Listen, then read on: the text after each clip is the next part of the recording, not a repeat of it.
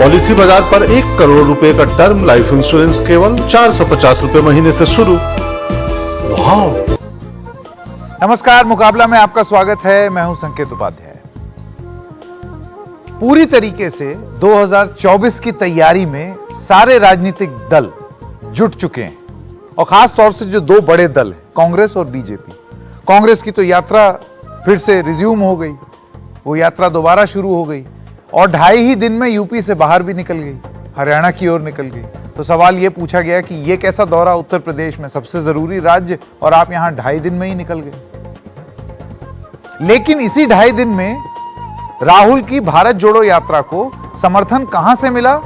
राम मंदिर के मुख्य पुजारी से। तो फिर अटकलें लगाई गई कि यह क्या हो रहा है। राम मंदिर, जिस आंदोलन के चलते भारतीय जनता पार्टी बनी, वहां के जो पुजारी हैं वो भारत जोड़ो यात्रा को बधाई दे रहे हैं। और इसी के चलते चलते एक बार फिर से हमने देखा कि अपने चुनावी यात्राओं में जो भारतीय जनता पार्टी ने शुरू की है, जेपी नड्डा जो कि राष्ट्रीय अध्यक्ष हैं बीजेपी के, वो अलग अलग जगह टूर कर रहे हैं। अमित शाह जो हैं वो 11 हवाई दौरा होगा इस पूरे महीने, 11 राज्यों में वो जाएंगे प्रचार और प्रसार करने। और वहां पर वो बोल पड़े कि तारीख लिख लो, टिकट करवा लो, 1 जनवरी 2024 यानी कि अगले नए साल, न्यू ईयर पर राम मंदिर का उद्घाटन होगा। तो क्या हम ये माने, और यही है हमारे मुकाबला का आज का टॉपिक, कि क्या राम मंदिर भारतीय जनता पार्टी और कांग्रेस के लिए, और खास तौर से भारतीय जनता पार्टी के लिए, राम मंदिर बनेगी 2024 की चाबी? मैं स्वागत करना चाहता हूं हमारे मेहमानों का। आलोक वत्स नेता हैं भारतीय जनता पार्टी के, घनश्याम तिवारी प्रवक्ता समाजवादी पार्टी के, प्रोफेसर गीता भट्ट राजनीतिक विश्लेषक हमारे साथ जुड़ गई हैं, राकेश कपूर जी वरिष्ठ पत्रकार हमारे साथ जुड़े हुए हैं, विनोद अग्निहोत्री वरिष्ठ पत्रकार, आप दोनों का बहुत बहुत स्वागत। और तहसीन पूनावाला, आप कांग्रेस पार्टी समर्थक हैं, हमारे साथ यहाँ स्टूडियो में नहीं जुड़ पाए लेकिन वो सैटेलाइट से हमारे साथ जुड़े हुए हैं। आप सब लोगों का बहुत बहुत स्वागत। इस शो के फॉर्मेट में शुरुआत में सब लोग अपना 1-1 मिनट का वक्तव्य रखते हैं। तो आलोक वत्स जी, मैं आपसे शुरू करना चाहता हूं, आपका 1 मिनट अब शुरू होता है। देखिए संकेत जी, ये बहुत दिनों से भारतीय जनमानस का लंबित मांग था कि वहां पर राम जन्मभूमि की मंदिर की स्थापना हो, और उसको मूर्त रूप और साकार रूप दिया है भारतीय जनता पार्टी ने ही। जैसे ही सुप्रीम कोर्ट का फैसला आया, उसके बाद त्वरित कार्रवाई करते हुए हमने वहां उसकी नींव रखी, और उसके बाद फिर जून में दोबारा उसका गर्भगृह का भी नींव रखा गया, और अब उसमें लगातार दिन रात काम करके उसको बनाया जा रहा है। ये जन आकांक्षाओं को ध्यान में रखते हुए, और इतनी शीघ्र अति शीघ्र अगर इसका 1 जनवरी से निर्माण हो जाएगा तो ये भारतीय जनमानस में एक खुशी का माहौल पैदा करेगा, और जो हमारी आस्था राम के प्रति है उसको और भी मजबूत करेगी। ठीक है, घनश्याम तिवारी। नमस्कार आपको, दर्शकों को और को पैनलिस्ट को और सभी मुकाबला के दर्शकों को नववर्ष की शुभकामनाएं। मुझे लगता है कि राम मंदिर का जो फैसला है वो कोर्ट के निर्णय के बाद जिस तरीके से बनाया जा रहा है वो एक अच्छा प्रयास है। लेकिन अगर 2024 के संदर्भ में हम बात करें तो जैसा हम अनेक जगहों पर कोई हादसा होता है तो राम नाम सत्य है की बात आती है। तो अगर भारतीय जनता पार्टी के वादों के बारे में बात करें तो चाहे वो रोजगार के वादे हैं, राम नाम सत्य है, चाहे वो महंगाई से लड़ने का वादा है, राम नाम सत्य है, पेट्रोल डीजल के मार का वादा है, राम नाम सत्य है, सिलेंडर का वादा है, राम नाम सत्य है, भ्रष्टाचार से लड़ने का वादा है जहां 11 लाख करोड़ का एनपीए का राइट ऑफ किया गया हो, राम नाम सत्य है, अपने चुनिंदा पूंजीपतियों को आगे बढ़ा करके इलेक्टोरल ट्रस्ट जैसे धोखेबाज तरीकों से जनता को गुमराह करने का वादा हो, राम नाम सत्य है। तो भारतीय जनता पार्टी 2024 में जाएगी तो उसके वादों का राम नाम सत्य है जो कि जनता से लेना देना है, उसके नारे लग रहे होंगे। दूसरी तरह वो जनता को पुनः बेवकूफ बनाने के लिए ये साबित करने की कोशिश कर रहे हों कि राम मंदिर सिर्फ उनके प्रयासों से बन रहा है। जी ठीक। प्रोफेसर भट्ट, इससे पहले कि मैं आपके पास आऊं, एक बार तहसीन पूनावाला से भी पूछ लेते हैं। जी तहसीन, आपके शुरुआती वक्तव्य के लिए 1 मिनट। संकेत जी, अव्वल तो आपको, सभी दर्शकों को, सभी पैनलिस्ट को नववर्ष की ढेर सारी शुभकामनाएं। भव्य राम मंदिर के निर्माण में अगर किसी ने अटकलें डालने की कोशिश किया, इसे रोकने की कोशिश की, वो सिर्फ एक पॉलिटिकल पार्टी है, भारतीय झूठी पार्टी। 1992 में कांग्रेस की सरकार ने बिल लाया था पार्लियामेंट में कि राम मंदिर का निर्माण हो। भारतीय जनता पार्टी ने ऑन रिकॉर्ड कहा था कि मामले को कोर्ट में जाने दें। इन कोर्ट चीफ जस्टिस ने कहा था माननीय प्रधानमंत्री मोदी जी को कि इस मामले में इंटरफियर करते, कॉम्प्रोमाइज करते, मंदिर के निर्माण के लिए रास्ता निकाले। तो मोदी जी ने उसमें कोई भी प्रयास नहीं किया। अब जो कोर्ट का फैसला है उसका क्रेडिट लेने की कोशिश करती है भारतीय जनता पार्टी, जबकि उन्होंने अटकाने का काम किया है। लेकिन चाहे कुछ भी कर दे, जो राम के बच्चे हैं जिनको इन्होंने बेरोजगार कर दिया है, शिक्षा से वंचित किया है, महिलाओं पे अत्याचार किया है, हमारी सैनिकों को धोखा दिया है, राम के बच्चों को जो इन्होंने धोखा दिया है, भगवान राम भी इन्हें नहीं बचाएंगे। भगवान राम भी जानते हैं सिर्फ उनके नाम का दुरुपयोग करते हैं। राम मंदिर सुप्रीम कोर्ट के आदेश से बन रहा है, ना कि भारतीय जनता पार्टी के प्रयास। ठीक ठीक है प्रोफेसर भट्ट। संकेत जी, 9 नवंबर 2019 को जब सर्वोच्च न्यायालय ने यह निर्णय दिया कि राम मंदिर अयोध्या में बनेगा, तो ये लगभग 490 वर्षों का एक संघर्ष था और ये कोई छोटा और आसान संघर्ष नहीं था, क्योंकि भारतीय समाज बड़े धैर्य से प्रतीक्षा कर कर उन्हें यह सफलता मिली थी, जहां उन जो भारत का जो एक राष्ट्रीय और जो सांस्कृतिक अस्मिता थी उसका एक पुनरुत्थान करने का, उसको राम मंदिर के द्वारा स्थापित करने का जो प्रयास था वो सफल हुआ था और इसमें पूरे भारतवर्ष की जनता उसके साथ थी। परंतु विषय यह है कि पिछले 40 वर्षों से जब यह संघर्ष चल रहा था, तो उस संघर्ष में ऐसे कौन से लोग थे, ऐसी कौन सी संस्थाएं थी और या ऐसे कौन से संगठन थे जो आगे आकर जिन्होंने इसका समर्थन किया और इसके लिए बात जो है इसको पुरजोर तरीके से रखी। इस बात को बहुत ध्यान देना आवश्यक है कि उसमें जो कुछ राजनीतिक दल हैं और उनके कुछ जो प्रतिष्ठित नेता थे, उन्होंने बाकायदा सार्वजनिक रूप से राम भगवान के अस्तित्व को लेकर प्रश्न चिन्ह लगाए। ऐसे कांग्रेस पार्टी के खुद अपना उनका एफिडेविट दिया हुआ था 2009 में, जिसमें जब यूपीए सरकार थी उन्होंने कांग्रेस सरकार ने इस बात को कहा। 1 मिनट का समय खत्म हो गया, आप आगे बता दीजिएगा। राकेश कपूर, देखिए, आपने जिस तरीके से पूरे राम मंदिर के बनने को राष्ट्रीय राजनीति से जोड़ा है, उसके दो पक्ष हैं। एक तो अमित शाह का, जो देश के गृह मंत्री है, उनका यह कहना कि 1 जनवरी 2024 को राम मंदिर बनकर के तैयार हो जाएगा, ये बताता है कि भाजपा के पास क्या अब राजनीतिक मुद्दों की कमी है। एक पक्ष ये है और दूसरा पक्ष भाजपा का ही ये है कि राम मंदिर आज भी राष्ट्रीय राजनीति के केंद्र में है।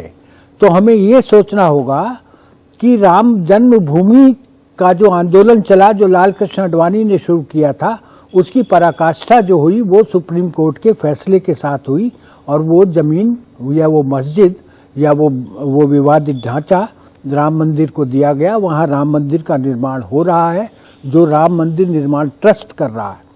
तो अब इसके बाद मुझे लगता है कि अब यहाँ पर राजनीति मुद्दे की या राजनीतिक मुद्दे की ये पराकाष्ठा हो जाती है कि जो आंदोलन लाल कृष्ण आडवाणी ने शुरू किया 1985-86 में, वो अब अपनी क्लाइमेक्स पर पहुंच गया और वो मुद्दा समाप्त हो गया। लेकिन भाजपा के लिए वो मुद्दा समाप्त नहीं हुआ है जी। इसलिए भवानी प्रसाद मिश्र की एक कविता है कि कुछ लिख के सो, कुछ पढ़ के सो, तू जिस जगह जागा सवेरे उस जगह से बढ़ के सो। भाजपा को अब इस बात पर विचार करना चाहिए कि क्या ये आगे सोचना होगा कि क्या ये मुद्दा आज भी राष्ट्रीय राजनीति के केंद्र में है। मेरा निवेदन सिर्फ ये है जी। अग्निहोत्री जी, देखिए, 1988 में जब पालनपुर अधिवेशन में भारतीय जनता पार्टी ने राम मंदिर के मुद्दे को अपने एजेंडे में शामिल किया था, तब से लेकर जितने चुनाव हुए हैं, चाहे वो लोकसभा के हो चाहे विधानसभा के हो, हर चुनाव में भारतीय जनता पार्टी राम मंदिर के मुद्दे को अपने घोषणा पत्र में शामिल करती रही और एक मुद्दा बनाती रही है। तो अगर 2024 में भी राम मंदिर के मुद्दे को मुद्दा बनाती है तो फर्क इतना होगा, तब मंदिर निर्माण का मुद्दा था, अब मंदिर बन गया, ये श्रेय लेने का मुद्दा है। जहां तक राम मंदिर की बात है तो निश्चित रूप से उसमें भारतीय जनता पार्टी ने वो आंदोलन चलाया, आडवाणी जी ने आंदोलन चलाया, लेकिन उसकी शुरुआत अगर देखें तो 1949 में जवाहरलाल नेहरू के शासनकाल में वहां मूर्तियां रखी गई। 1983 में जो मुजफ्फरनगर में राम मंदिर को लेकर जो पहला अधिवेशन हुआ, उसमें इंदिरा जी का आशीर्वाद था, क्योंकि दाऊद दयाल खन्ना खुद इंदिरा गांधी की चिट्ठी लेकर गए थे और इसके गवाह आज भी जो है विजय कौशल महाराज जी जो संस्थापकों में से हैं वो हैं। इसके बाद शिलान्यास राजीव गांधी के कार्यकाल में नरेंद्र तिवारी मुख्यमंत्री थे तब हुआ, ताला खुला वीर बहादुर सिंह चीफ मिनिस्टर थे कांग्रेस के तब खुला, और जो विवादित ढांचा आया बाबरी मस्जिद वो गिरी, नरसिम्हा राव प्रधानमंत्री थे और नरसिम्हा राव कैसे सो गए सबके सामने है। बाद में मंदिर जब का आंदोलन चल रहा था तो बार बार ये लग रहा था मंदिर वहीं बनेगा, मंदिर अभी बनेगा अभी बनेगा। कहा यह जा रहा था कि या तो संसद के कानून से बने या आपसी सहमति से बने या अदालत के फैसले से बने, तो अदालत के फैसले से मंदिर निर्माण का रास्ता साफ हुआ। भाजपा को यह श्रेय जरूर दिया जाएगा कि इस मुद्दे को उसने एक राजनीतिक एजेंडा बनाया, बाकी मंदिर कोर्ट के आदेश से बना। अब भाजपा का सबसे बड़ा शोकेस मंदिर है, और 2024 के चुनाव में जो सवाल मौजूदा सरकार को लेकर के खिलाफ विपक्ष उठा रहा है, उनको ढकने के लिए मंदिर से बड़ा कोई दूसरा मुद्दा उनके पास नहीं है। चलिए इसी पर चर्चा आगे जारी रखेंगे। आप सब लोगों के शुरुआती वक्तव्य हो गए हैं, एक छोटे से ब्रेक के लिए रुक रहे हैं, मुकाबला जारी रहेगा।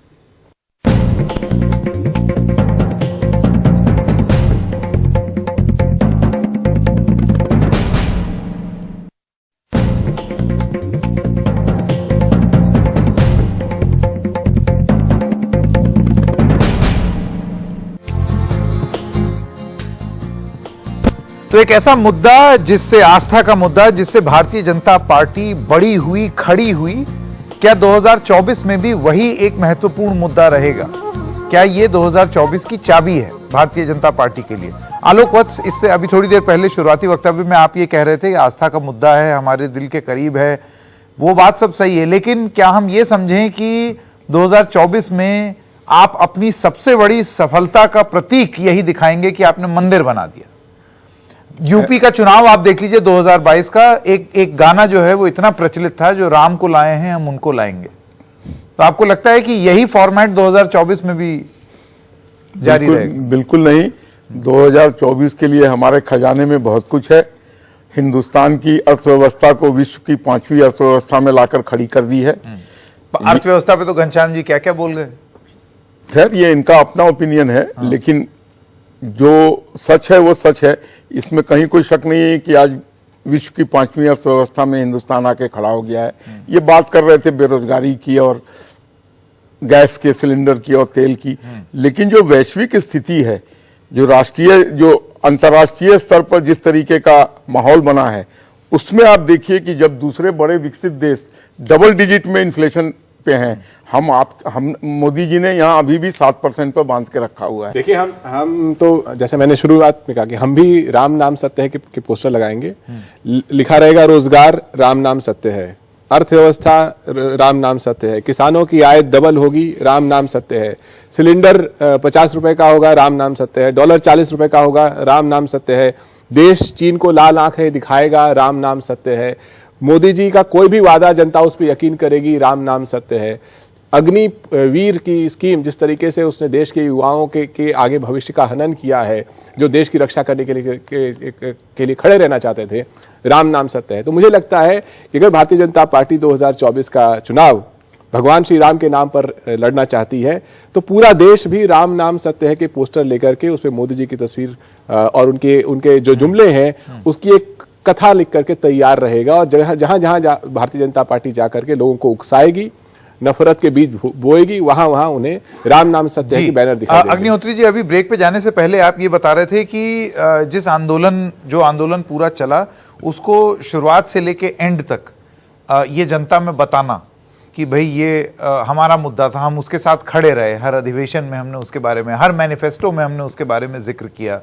2014 में वो मैनिफेस्टो में थोड़ा नीचे हो गया था, लेकिन 2000 हुआ था, लेकिन 2019 में वो फिर से बहुत ही प्रमुख रूप से ऊपर आ गया। आपको लगता है 24 में ये पूरा जो एक एजेंडा था राजनीतिक रूप से, ये उसका समापन होगा और उसके समापन की तरह उसको प्रस्तुत किया जाएगा 2024 में कि देखिए जो शुरुआत की थी वो इतने दशकों बाद पूरा कर दी, ये देखो जो कहा सो किया। देखिए भारतीय जनता पार्टी की जो हिंदुत्व की राजनीति है और संघ परिवार की, राम मंदिर उसका सबसे बड़ा प्रतिनिधित्व करता है, प्रतिबिंबित करता है, और हिंदुत्व की राजनीति का समापन भाजपा कभी नहीं करेगी। ये आप राम मंदिर के मुद्दे का एक क्लाइमेक्स जरूर होगा कि भाई हमने मंदिर बनवा दिया, लेकिन साथ साथ उसमें विश्वनाथ कॉरिडोर भी आएगा, उसमें महाकाल भी आएगा, महाकाल लोक भी आएगा। जो जो मंदिर निर्माण इस दौरान 2019 से लेकर और उसमें अग्निहोत्री जी दो जगह और जहां पर अभी अदालत में मामले चल रहे हैं वो भी आएंगे, वो भी क्योंकि उनका आएंगे। जिक्र 2022 के यूपी चुनाव में हुआ था, दोनों का। वो भी आएंगे, लेकिन वो भारतीय जनता पार्टी के मैनिफेस्टो में नहीं आएंगे। वो आएंगे ऐसे जो शब्दों से जैसे केशव प्रसाद मौर्य कुछ बोल देंगे, कहीं जो ब्रजेश पाठक जी बोल देंगे, कहीं कोई गिरिराज सिंह बोल देंगे। तो ये एक रणनीति का हिस्सा है। राकेश जी, आप ये बताइए कि वो जो मुख्य पुजारी हैं अयोध्या मंदिर के, उन्होंने तो भारत जोड़ो यात्रा की तारीफ कर दी, उन्होंने अपना समर्थन भी दे दिया। अब ऐसे में सत्येंद्र दास जी महाराज सत्येंद्र दास जी, तो वो ऐसे में आप क्या देखते हैं कि मतलब ये राम मंदिर हिंदुत्व उसी के इर्द गिर्द राजनीति घूमती रहेगी? देखिए, मुझे नहीं लगता कि बहुत ज्यादा आप इसको खींच सकते हैं। एक पराकाष्ठा हो चुकी, एक जो आपने समापन शब्द का प्रयोग किया वो 2024 के चुनाव में इसका समापन हो जाना चाहिए, इस मंदिर का, इस मंदिर। लेकिन हिंदुत्व के एजेंडे का, हिंदुत्व का एजेंडा, चूंकि भारतीय जनता पार्टी के जन्म, भारतीय जनसंघ के जन्म से ही हिंदुत्ववादी राष्ट्रवाद जो डॉक्टर श्यामा प्रसाद मुखर्जी का मुख्य लक्ष्य रहा है, इसीलिए वो हिंदू महासभा से अलग भी हुए, वरना हिंदू महासभा में थे, अलग पार्टी क्यों बनाते। लेकिन जहां तक ये धार्मिक मुद्दों का प्रश्न है, अभी जैसे विनोद अग्निहोत्री कह रहे थे कि विश्वनाथ कॉरिडोर का मुद्दा आएगा, काशी विश्वनाथ आएगा। बेशक 1959 के आरएसएस के जो प्रतिनिधि सभा होती है, जो भी उनका होता, उसमें ये मुद्दे थे, काशी और मथुरा दोनों मुद्दे थे, लेकिन उसको बाद में छोड़ दिया गया। और 1988 में आरएसएस ने समर्थन किया पालमपुर में राम मंदिर आंदोलन का। राम मंदिर आंदोलन तो चल रहा था 1983 से। गुलजारी लाल नंदा ने मुजफ्फरनगर में बैठक की थी। उन्होंने जो दाऊदयाल खन्ना को तो मैंने एक बार किस्सा बताया था, वो किस प्रकार से नवभारत टाइम्स में आया करते थे खुद प्रेस रिलीज लेकर के, जब मैं था वहां। लेकिन अब इसकी पराकाष्ठा हो चुकी है, आप कितना खींचेंगे? राष्ट्रीय राजनीति के केंद्र में ये मुद्दे बहुत दिनों तक रहने वाले नहीं है। प्रोफेसर भट्ट, ये अगर आप दोनों जो हैं, आप दोनों ने एक बात बोली है, उसका अगर निचोड़ निकालें तो वो ये है कि आप आगे भी हिंदुत्व की राजनीति जारी रखेंगे, ऑफिशियली नहीं, आपसे मेरा मतलब भारतीय जनता पार्टी। तो नेता जो हैं वो उसमें थोड़ा सा मथुरा भी ले आएंगे, थोड़ा सा काशी विश्वनाथ भी ले आएंगे। देखिए, अभी अग्निहोत्री जी ने कहा कि भाई राजीव गांधी जी ने जो है मंदिर के उस समय ताले खुलवाए थे, तो लेकिन वो उसकी जो पृष्ठभूमि थी, वो पृष्ठभूमि ये थी कि उस समय शाहबानो का जो जजमेंट जो आया था उसके खिलाफ किस प्रकार से जो पार्लियामेंट में एक्ट लाके उसे खारिज किया गया था, उसका जो कांग्रेस पार्टी के ऊपर मुस्लिम तुष्टीकरण का उस समय जो प्रभाव था, कांग्रेस की तो उसको काउंटर करने के लिए राजीव गांधी जी ने ये किया था, लेकिन किया था। पर मैं आ रही हूं, मैं यही कहती हूँ, उन्होंने कहा कि कभी कोई नेता कुछ कह देगा, कभी कोई नेता कुछ बयान दे देगा, इस प्रकार से इसे रखने की आवश्यकता ऐसा लगता है रहेगी। लेकिन अगर आप देखें तो विपक्ष के जो नेता हैं वो बार बार राम मंदिर को, मतलब हिंदुत्व राजनीति से क्योंकि आप इसे जोड़ रहे हैं, राम मंदिर के विषय को लेकर बार बार उस पे कटाक्ष करते रहे हैं। शशि थरूर कांग्रेस के बड़े नेता हैं, उन्होंने कहा अच्छा हिंदू वो हो ही नहीं सकता जो कि राम मंदिर, अच्छा हिंदू कभी राम मंदिर की बात ही नहीं करेगा, वो तो राम मंदिर तो हमारे दिन में बसता है कि वहां बने, ऐसी बातें कही। कपिल सिब्बल आज नहीं है कांग्रेस में, लेकिन यूनियन मिनिस्टर रहे, उन्होंने वक्फ बोर्ड की तरफ से केस उन्होंने लड़ा और बाकायदा ये बात कही 2019 के चुनाव के लिए। आप ये बताइए, अब तो प्रोफेसर भट्ट देखिए, अब तो मंदिर बन रहा है, बिल्कुल, तो जो मंदिर बन रहा है, अब इन पुरानी बातों का उल्लेख इसलिए आवश्यक है क्योंकि कहीं ना कहीं जब समाज में जब ये बात जाएगी तो कहीं ना कहीं ये भी देखा जाएगा कि जो जितने जो राजनीतिक दल है, कौन साथ था कौन नहीं था, आगे भी कौन साथ रहेगा और कौन नहीं रहेगा। तहसीन का जवाब ले लें। तहसीन, अब ये राम मंदिर स्वर्गीय राजीव गांधी जी की अंतिम ख्वाहिश थी। उनके अंतिम इंटरव्यू में उन्होंने इंडिया टुडे को कहा था कि भव्य राम मंदिर बनना चाहिए, और उसके के चलते हुए 1992 में कांग्रेस ने एक बिल लाया था राम मंदिर बनाने का। भाजपा ने उस बिल को पारित नहीं होने दिया, कहा यह मैटर कोर्ट में जाएगा। तो कम से कम भारतीय जनता पार्टी तो लोगों को ना बताए कि वो इस मंदिर के पीछे उनका कोई योगदान रहा है, जबकि सुप्रीम कोर्ट के चीफ जस्टिस ने मोदी जी को कहा था ऑन रिकॉर्ड कि आप इसमें हस्तक्षेप कीजिए, आप इसमें समझौता कीजिए ताकि मंदिर का निर्माण हो सके। नहीं तहसीन, मैं आपसे ये पूछना चाह रहा हूं कि आप ये बात जो भी रख रहे हैं, देखिए राजनीति छवि का खेल है और 2022 का मैं बार बार उल्लेख इसलिए करता हूं क्योंकि वो गाना जो है वो हर रैली में बज बज के वो एक प्रतीक बन गया भारतीय जनता पार्टी का कि जो राम को लाए हैं हम उनको लाएंगे। वो मतलब बिल्कुल आप ये समझिए ऑफिशियल एंथम बन गई थी यूपी के चुनाव की। आपको लगता है कि छवि के खेल में भारतीय जनता पार्टी वो सब कुछ करेगी ये साबित करने के लिए कि ये हमने करवाया, और वैसे में कांग्रेस पार्टी अपने आप को कहां पाएगी? भारत जोड़ो यात्रा कर रहे राहुल गांधी अपने आप को कहां पाएंगे? महेंद्र सत्येंद्र दास ने भले ही आपको एक समर्थन दे दिया हो, लेकिन उसके बाद आप अपने आप को कहां पाएंगे? हम और कांग्रेस पार्टी के समर्थक विपक्ष के साथ सरकार में होंगे 2024 में, इसमें कोई डाउट नहीं होना चाहिए। संकेत जी, मैं आपको लिख कर देता हूं, 2024 में आपके साथ बैठूंगा। कांग्रेस और विपक्ष की सरकार बनने वाली है, ये वर्तमान सरकार हारने वाली। अब तहसीन जी, ये तो फिर मैं यूपी की बात करूं, यूपी में आप कांग्रेस को भी बहुत बिल्कुल एकदम का नाम बताइए, एक सेकंड, आपके साथ मेरी बात यही तहसीन पूनावाला विपक्ष का नाम बताइए जो आपके साथ कांग्रेस है। की सरकार बना रहे थे 2022 में।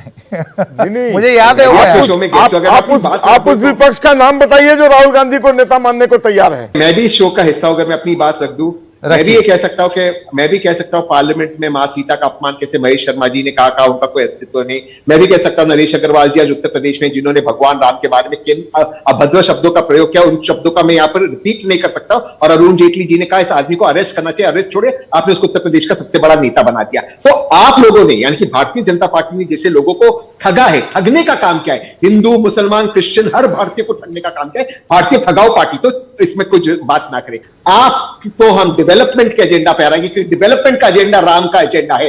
राम राज्य डेवलपमेंट का प्रतीक था और मोदी राज्य डेवलपमेंट का प्रतीक नहीं है। डेवलपमेंट के एजेंडे पे महात्मा गांधी और कांग्रेस के एजेंडा पे। अब देखिए घनश्याम तिवारी, एक सेकंड घनश्याम तिवारी, आता हूं मैं। घनश्याम तिवारी, देखिए सीधी सी बात है कि आप, राजनीति छवि का खेल है, तो जनता में ये छवि कौन बना ज्यादा अच्छे से पाया है कि वो विकास का प्रतीक है, वो धर्म का, आस्था का प्रतीक है? आपको लगता है आप जो बात बोल रहे हैं उससे लोग कन्विंस होंगे? देखिए, मेरे पास 3 अखबार हैं, आज के और कल के। हर अखबार में प्रधानमंत्री जी की, कहीं योगी जी की, कहीं किसी और मुख्यमंत्री जी की तस्वीर है। अगर आप, अब तो सभी की होती है, अब लेकिन हजारों करोड़ खर्च करके टैक्स पेयर के, आप ये आज तक गिन नहीं पाए कि कोविड में आपके अत्याचारी लॉकडाउन से 4 घंटे के नोटिस पे उसके बाद जो मजदूरों को चलना पड़ा, कितने मजदूर चलते चलते मर गए थे, आप काउंट नहीं कर पाए। आप प्रतिदिन अखबार में ऐसे ऐड निकाल सकते हैं, सैकड़ों करोड़ खर्च करके चुनाव लड़ने जाते हैं, प्रतिदिन प्रति घंटा शायद सर्वे भी करते होंगे, लेकिन आज तक आप उत्तर प्रदेश में अन्य राज्यों में जातीय जनगणना नहीं कर पाए, आज तक नहीं कर पाए। आप आज तक ये नहीं बता पाए कि देश में बेरोजगारी की संख्या क्या है। तो मुझे लगता है कि जो छवि का खेल है, एक समय आता है जब आपका छवि का खेल आपकी छवि पर हावी हो जाता है। राकेश जी, मैं आपके पास आना चाहता हूं, उसके बाद प्रोफेसर भट्ट। अभी आपने वो 2 बार कविता का उल्लेख आपने किया, और उसका जो मैं सार समझ पाया हूं वो ये है कि अब एक ही चीज पर मत केंद्रित रहिए, अपनी राजनीति और भी अपना जो आपका बुके है उसमें और भी फूल रखिए। मैं आपसे ये जानना चाहता हूं, आपको लगता है बीजेपी ने ये नहीं किया है? निश्चित रूप से नहीं, कैसे? क्योंकि वो देखिए, जहां तक ओबीसीज को रिझाने की बात हो या जहां तक विकास की बात हो, वो अभी थोड़ी देर पहले आप यही बोल रहे थे आलोक वत्स कि हमने और भी चीजें की हैं, पर ये भी किया है, तो क्यों ना करें इसका उल्लेख? निश्चित रूप से, लेकिन आप ये देखिए ये चीजें जिस प्रकार से छितरी हुई है, टुकड़ों में हुई है, तिनके करके। राष्ट्रीय, जब मैं सिर्फ 2024 के राष्ट्रीय चुनावों के संदर्भ में बात कर रहा हूं, मैं राज्यों के चुनावों के संदर्भ में बात नहीं कर रहा, जो माननीय जी जो कह रहे थे। मैं राष्ट्रीय राजनीति 2024 के लोकसभा चुनावों के संदर्भ में बात कर रहा हूं, और इसमें आपको कोई ना कोई ऐसा राष्ट्रीय विमर्श देना पड़ेगा। 2019 के चुनाव में राम मंदिर कोई मुद्दा नहीं था, नहीं था कोई मुद्दा। 2014 में, 2019 में राष्ट्रीय सुरक्षा मुद्दा थी, राम मंदिर मुद्दा नहीं था 2019 के चुनाव में, क्षमा कीजिए। आज आपको आप एक हद से गुजर गए हैं राम मंदिर करते हुए, या जितने भी धार्मिक मुद्दे हैं, चाहे वो मथुरा हो या काशी हो।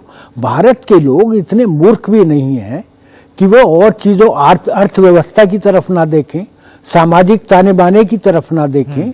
अरे भाई, ये तो हिंदुस्तान तो वो देश है कि हुए बिरखत बनारस रहंदा रामानंद गुसाई, अमृत वेले उठ के जांदा गंगा नावन ताई, और अग्गे ही ते जाए के लंबा पया कबीर कथाई, पैरी चुंग उठा लिया बोलो राम सिख समझाई, जो लोहा पारस सो है चंदन वास निम महकाई, राम कबीरा एक है भाई, राम कबीरा भेद न भाई, ये राम है हिंदुस्तान का। तहसीन कुछ जवाब देना चाहते हैं, उसके प्रोफेसर भट्ट मैं आपके पास आऊंगा। जी तहसीन। नहीं, भाजपा, आपका जो सवाल था कि भाजपा ने सभी लोगों को खास करके हिंदुओं को एक साथ लाया है, तो वो उन्होंने उस तरह की भी राजनीति की। लेकिन ये जो है भाजपा के, जैसे एक मुहावरा है, हाथी के दांत दिखाने के खाने के अलग, वैसे ही भाजपा का यही होता है। वरना आप मुझे बताइए प्रोफेसर जी, आज तक आप कहते हैं हमने ओबीसी समीकरण किया है, हमने ओबीसी के जो हमारे भाई बहनों उनको हमने कैबिनेट में दिया है, आज तक आरएसएस में कभी भी कोई दलित या ओबीसी आरएसएस का मुखिया क्यों नहीं बना है? क्योंकि आपकी राजनीति जो है ये हिंदुओं को एक साथ लेकर चलने की नहीं है, भारतीयों को एक साथ लेकर चलने की नहीं है। जैसे प्रोफेसर साहब आप बता रहे थे आइडिया ऑफ इंडिया, आपका आइडिया ऑफ इंडिया जो है कुछ ही लोगों को फायदा मिले और आप अपने फायदे के लिए आप यू टर्न भी कर सकते हो। वरना अगर आप राम मंदिर के लिए सीरियस होते, मैं दोबारा से वो बात कह रहा हूं, जब कांग्रेस ने प्रपोजल लाया था पार्लियामेंट के अंदर और उनकी तो उस वक्त तो सरकार में उनकी बहुमत नहीं थी, आप साथ देते लोकसभा में से पास करवा सकते थे। आपने क्यों पास नहीं करवाया? क्योंकि आप सिर्फ और सिर्फ भगवान राम के नाम पर राजनीति करना चाहते हो, और ये मुझे लगता है देश की जनता, देश की आवाम अब समझ गई। जी प्रोफेसर भट्ट आपका जवाब। तहसीन जी बार बार कह रहे हैं कि पार्लियामेंट में एक प्रपोजल, एक एक्ट लाने का प्रयास उस किया पर आप गया जरा था। जवाब दे उसमें दें। देखिए, उसमें ये नहीं बता रहे कि वो राम मंदिर बनाने के लिए दिया था, उसके साथ साथ तो ये था कि वहां मंदिर भी बनेगा, मस्जिद भी वहीं बनेगी, और इस प्रकार ये उसको जो है जिस प्रकार से वहां प्रस्तुत किया गया था उसको लेकर बहुत विरोध था, क्योंकि वहां जो जगह है, जो जहां भगवान राम लल्ला का जन्म हुआ, वो क्षेत्र, वहां मंदिर ही बनना चाहिए, इसी बात के लिए बार बार आग्रह था। तो पहली बात तो ये, दूसरी बात ये बार बार कह रहे हैं कि जो एक तरह से कि विकासहीन की तरफ देश को ले जाने का प्रयास हो रहा है, और उसमें कि आप अंग्रेजी नहीं पढ़ाना चाहते हैं। अरे आप ये बताइए, 2011 का सेंसस कहता है कि भारत में 11% ही लोग अंग्रेजी जानते थे, वो भी जब तीसरी भाषा उनकी जोड़ी गई तब जाके। आप जो अंग्रेजी नहीं बोलने वाला व्यक्ति है उसके लिए भारत सरकार के द्वारा कितने प्रयास किए गए हैं ताकि वो उच्च शिक्षा से जुड़ पाए, उन्हें रोजगार मिल सके, ऐसे सिलेबस बन सके, ऐसे पाठ्यक्रम। बोलने दीजिए, आपके बीच में मैं नहीं बोली थी। ऐसे पाठ्यक्रम, आज का मतलब आप इसके खिलाफ है कि जो अंग्रेजी नहीं बोल सकता है उसका कभी विकास नहीं हो सकता है, वो समृद्ध नहीं हो सकता है। ये जो एलिटिस्ट टेंडेंसी है कांग्रेस पार्टी की, वही तहसीन जी के मुंह से निकल रही है कि जो अंग्रेजी भाषा नहीं बोल सकता। करके प्लीज, तो ये जो है आज अवसर मिल रहा है, ये बात हो रही है कि आप पाठ्यक्रम बनाइए जिसमें कि भारत के विभिन्न राज्यों के जो बच्चे हैं, जो सिर्फ इसलिए क्योंकि उन्हें अंग्रेजी नहीं आती है वो आगे नहीं बढ़ पाते, पढ़ाई नहीं कर पाते, उनके लिए अवसर बने। अग्निहोत्री जी देखिए, चूंकि आप इस चर्चा का विषय है 2024 में क्या राम मंदिर मुद्दा भारतीय जनता पार्टी का कोर मुद्दा होगा, हाँ। मैं उसी पर रखूंगा। 24 की चाबी, 24 की चाबी, क्योंकि बाकी इतिहास है कि कब क्या हुआ, किसने किया। कि हाँ, ये बात अलग है कि राम मंदिर को लेकर के राजनीति तो हुई है, और निश्चित रूप से भारतीय जनता पार्टी ने उसका राजनीतिक लाभ भी उठाया है। इसीलिए जब चंद्रशेखर जी ने प्रयास किया था तो वो प्रयास फलीभूत नहीं हुआ। शीतला सिंह जो जनमोर्चा वहां के अखबार के सबसे बड़े संपादक है, जिनकी किताब है, उसमें यह है कि राजीव गांधी के कार्यकाल में अशोक सिंघल जी मान गए थे मेक शिफ्ट करके ढांचे को, और उसके बाद उससे बैकआउट हुआ संघ परिवार। वो शीतला सिंह ने लिखा है, मैं उसका वो नहीं कर सकता। खैर, तो ये सब पुराने इतिहास की बातें हैं। और वीपी सिंह की सरकार जब गिरी है, राकेश जी बैठे हुए हैं, उस वक्त वीपी सिंह ने यही कहा था कि भाई या तो मंदिर अदालत के फैसले से बन जाए, या सहमति से बन जाए, और या पार्लियामेंट में रेजोल्यूशन से बन जाए, हम तैयार हैं इसके लिए। लेकिन अडवाणी जी ने कहा कि नहीं, मंदिर वहीं बनेगा, अभी बनेगा, और सरकार गिर गई। वो जो प्रयोग, तो एक राजनीति तो हुई उस पर, और राजनीति का फायदा भी भाजपा को मिला। भाजपा 2 सीट से लेकर 303 सीट तक पहुंची। राम मंदिर हर पार्टी का एक कोर इशू होता है, भाजपा का हिंदुत्व कोर इशू है। मानते हैं अभी भी है, अब बिल्कुल है, वो रहेगा, हमेशा रहेगा। क्योंकि जनसंघ के जमाने से संघ परिवार का हिंदुत्व उसका एक कोर एजेंडा है, उसकी विचार गंगोत्री है वो, तो उससे वो नहीं हट सकती। और जैसे सामाजिक न्याय की जो पार्टियां हैं, जैसे घनश्याम जी की समाजवादी पार्टी या नीतीश जी का जनता दल, इनका जो कोर है वो सामाजिक न्याय है। ये हर चुनाव में सामाजिक न्याय की बात करके ही आगे बढ़ेंगे। उसमें पिछड़ों का आरक्षण होगा, पिछड़ों की जनगणना होगी, वो हिंदुत्व की बात करेंगे। और कांग्रेस का कोर है सेकुलरिज्म, धर्मनिरपेक्षता, समावेशी, कि भाई सब, तो भारत जोड़ो यात्रा चल रही है। मुझे लगता है 2024 में यही तीन जो कोर हैं, इन तीनों, ये तीन अपने अपने हिसाब से मैदान में आएंगे, और विपक्ष की एकता होगी कि नहीं होगी वो अलग भविष्य का प्रश्न है। लेकिन भारतीय जनता पार्टी अपनी तमाम सारी जो उसकी उपलब्धियां होंगी इस दौरान, उनको लेके, लेकिन हिंदुत्व के मुद्दे को सबसे आगे रखेगी। जैसा अभी विनोद जी कह रहे थे कि 2024 की चाबी है, लेकिन भारतीय जनता पार्टी की समस्या ये भी है कि उनके गुच्छे में एक ही चाबी है। उस चाबी पर एक पार्टी है, भारतीय जनता पार्टी, और अच्छा। नरेंद्र मोदी जी की तस्वीर है। वो चाबी 10 साल से है, उसमें जंग वंग भी लग रहा है, ठीक है। और उस गुच्छे में बाकी जो चाबियां आई, उस चाबी ने उन चाबियों को गायब कर दिया। चाहे वो शिवसेना थी, चाहे महबूबा मुफ्ती जी की पार्टी थी, चाहे वो शिरोमणि अकाली दल था। भारतीय जनता पार्टी की चाबी बची है। भारतीय जनता पार्टी के साथ जो पार्टी साथ चली, वो पार्टी पर ये बताइए, विपक्ष के गुच्छे की चाबियां साथ कब होंगी? विपक्ष के, आप भी तो नहीं जुड़े भारत जोड़ो यात्रा। हमारे पास ये गुच्छा कब बनेगा? यहाँ तो सारी चाबियां छितरी हुई हैं। देखिए, हमारे पास 1 साल है गुच्छा बनाने के लिए, लेकिन कम से कम उसमें ये, अरे 8 साल से वो गुच्छा बन ही नहीं रहा। कम से कम ये तो नहीं है कि वो चाबियों का गुच्छा है, खंजरों का नहीं है। भारतीय जनता पार्टी के साथ अगर आप जाएंगे तो आपको पता है कि वो दोस्ती का हाथ एक तरफ है और खंजर दूसरी तरफ है। कब वो खंजर आपकी पार्टी पर, आपके नेताओं पर चल जाएगा और आपको उनके सहयोगी की जगह उनका दुश्मन, देश का दुश्मन, हिंदुओं का दुश्मन, तमाम तबके। मैं ये इसी से जुड़ा हुआ एक सवाल आलोक वत्स से पूछना चाहता हूं। देखिए, एक राजनीतिक दल को विस्तार करना ये उनका अधिकार है। भाई, आप राजनीति में हैं ही कि आप चुनाव जीतें, आप अपनी पार्टी का विस्तार करें, लेकिन इस कदर विस्तारवादी सोच रख लें कि आप, अभी बीजेपी ने एक मिशन 350 है कि इस बार 350 सीट पा जाएं, उसमें 160 सीटें चिन्हित की हैं, जिसमें 140 हारे थे और 20 जहां पर कम मार्जिन से जीते थे। तो आप तो कोई रखना ही नहीं चाहते, कोई अलायंस पार्टनर। चीन की तरह ये लोग, हाँ, चीन की तरह ये लोग विस्तारवादी। देखिए, एक रंग, एक निशान, पहले मैं, अग्निहोत्री जी ने कहा कि ये समाजवादी सोच के लोग हैं, और नीतीश जी सामाजिक न्याय के सोच है। तो इनका सामाजिक न्याय, जब ये सत्ता में थे तो वैचारिक डीएनए की बात कर रहा हूं मैं सर, आचरण अलग चीज है। I am just coming to your point. इनके उस सामाजिक न्याय में 35 आदमी इनके परिवार के ही काबिज हो गए विभिन्न पदों पर। ये मुझे नहीं लगता है कि लोहियावादी सोच में कहीं इस तरीके का कोई समावेश रहा होगा। और रही बात लालू जी की, तो वहां भी जो सामाजिक न्याय है, देख रहे हैं कि कितने लाखों करोड़ों का घोटाला करके वो कितने दिन से सामाजिक न्याय के प्रणेता। यहां पर घनश्याम तिवारी सपा का तो प्रतिनिधित्व कर रहे हैं, आरजेडी का मेरे पास कोई स्पोक्सपर्सन नहीं है। मैंने जो सवाल आपसे पूछा था, अगर आप जो सच्चाई है उसको तो झुटलाया नहीं जा सकता। लेकिन मेरा सवाल जो था उसका आप जवाब, मैंने कहा ना, हम लोग हिंदूवादी सोच रखते हैं, इसमें कहीं कोई शक नहीं है। तो क्या बुराई है अगर हम हिंदू हैं, हिंदूवादी सोच रखते हैं, तो क्या बुराई है? मैं ये जानना चाहता हूं। सवाल था और अगर देश की जनमानस, दल को आपने एकदम खत्म कर दिया, क्योंकि आपने एक रणनीति ऐसी बनाई कि मैंने कुछ देर पहले कहा था कि हम इस सोच को रखते हैं साथ में, लेकिन प्रगति के जितने सूचकांक हैं उस सब पे हमने अद्भुत प्रगति की है।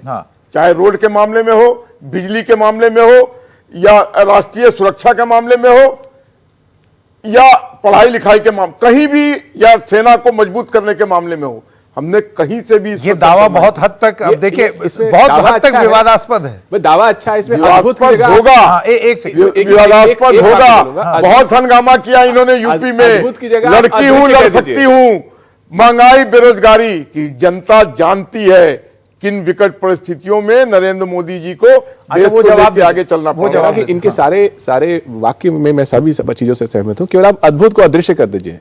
इन्होंने जो प्रगति की है अदृश्य है, रोजगार है लेकिन अदृश्य है, महंगाई से लड़ रही है सरकार लेकिन उसकी ताकत अदृश्य है, जनता को महंगाई का बोझ झेलना पड़ रहा है। संकेत जी, इन्फ्लेशन 11% पे था जब कांग्रेस का रेजिम जी, और हमारे रेजिम में 7 से ऊपर नहीं गया। अरे अब 2014 से पहले की बात मत कीजिए, अब 10 साल आपके भी हो जाएंगे।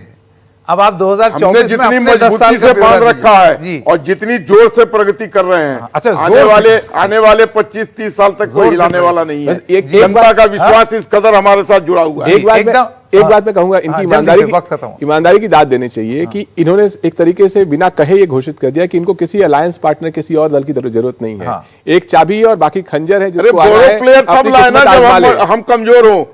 जब हम खुद सक्षम हो गए हैं तो गौरव परेड क्यों लाए? 2017 में कांग्रेस और समाजवादी पार्टी साथ आए और जैसे ही चुनाव हारे अलग हो गए, तो जो प्रतिबद्धता है हमारे काम करने की, यूपी को साथ पसंद है, एकाएक को साथ नहीं आई तो साथ टूट गया। देखिए, स्वतंत्रता से पहले कांग्रेस को भी राष्ट्रवादी पार्टी, नेशनलिस्ट पार्टी और हिंदू पार्टी कहा जाता था।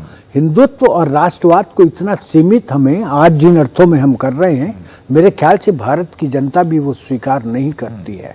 इसलिए हमें इसका विस्तृत स्वरूप देखना होगा और उसी के आधार पर राजनीतिक विमर्श 2024 के चुनाव में बनेगा, ऐसी मेरी अपेक्षा है। ऐसी आपकी अपेक्षा है, लेकिन ऐसा होगा नहीं, ये देखते हैं। ये देखते आप सब लोगों का बहुत बहुत इसमें धन्यवाद। बहुत बड़ा प्रश्न एक छोटे से ब्रेक के लिए रुक रहे हैं, मुकाबला जारी है। बहुत बहुत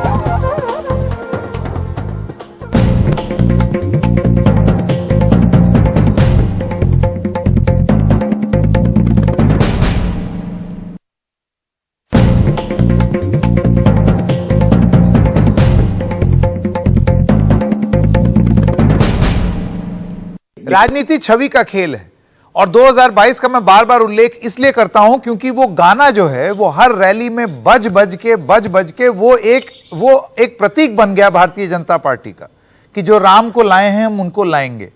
वो मतलब बिल्कुल आप ये समझिए ऑफिशियल एंथम बन गई थी यूपी के चुनाव की। आपको लगता है कि छवि के खेल में भारतीय जनता पार्टी वो सब कुछ करेगी ये साबित करने के लिए कि ये हमने करवाया, और वैसे में कांग्रेस पार्टी अपने आप को कहां पाएगी?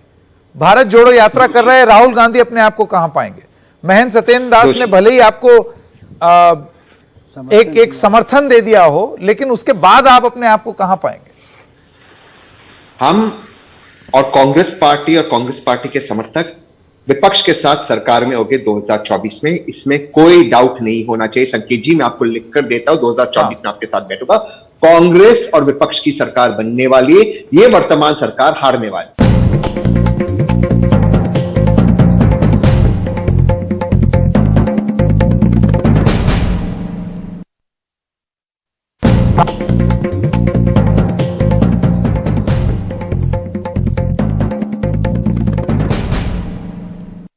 राम मंदिर को लेकर के राजनीति तो हुई है और निश्चित रूप से भारतीय जनता पार्टी ने उसका राजनीतिक लाभ भी उठाया है।